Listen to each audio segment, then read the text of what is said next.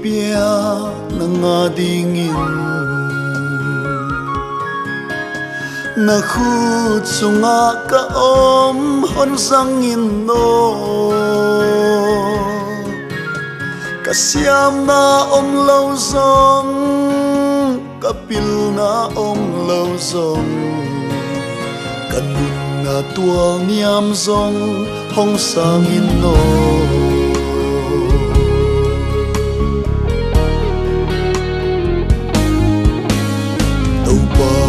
kahong kipia ng adingin nakut sunga kaom hon sangin no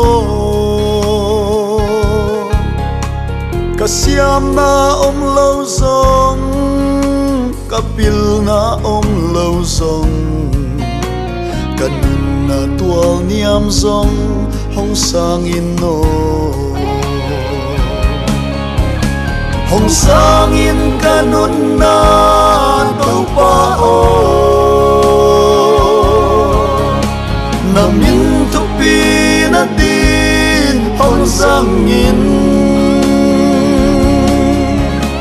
kahina bang bangin nangin hon pong minla na day na mun pewa hon sangin no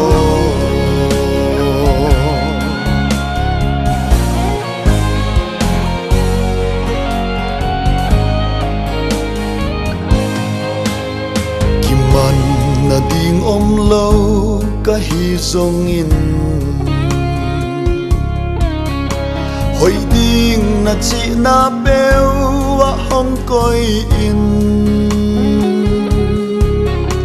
belei asek pa in adei bang na bol bang kei zong hon bolin no na dei bangin hong sangin kanun na tau pao namin tupi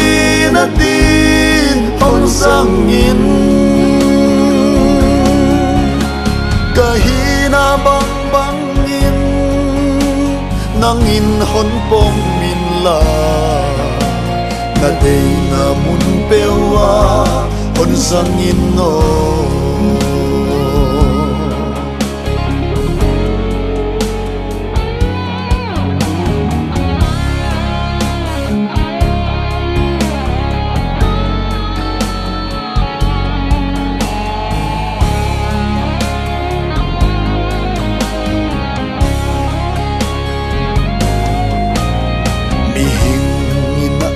bang hon en lâu mi hing in na tel bang hon tel lâu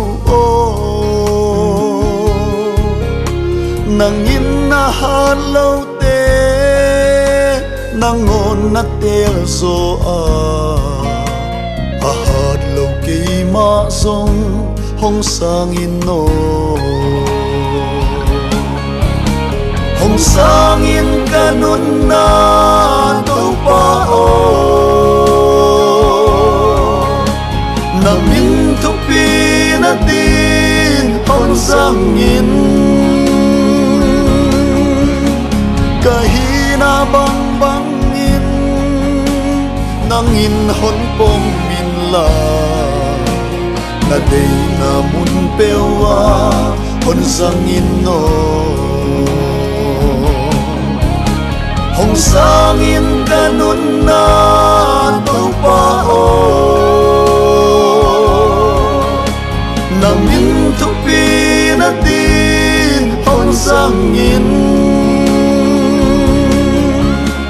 kahina na bang in nang in hon pom min la na dei na mun pewa hon sang in no kahina bang in nang in hon pom min la na dei na mun pewa hon sang in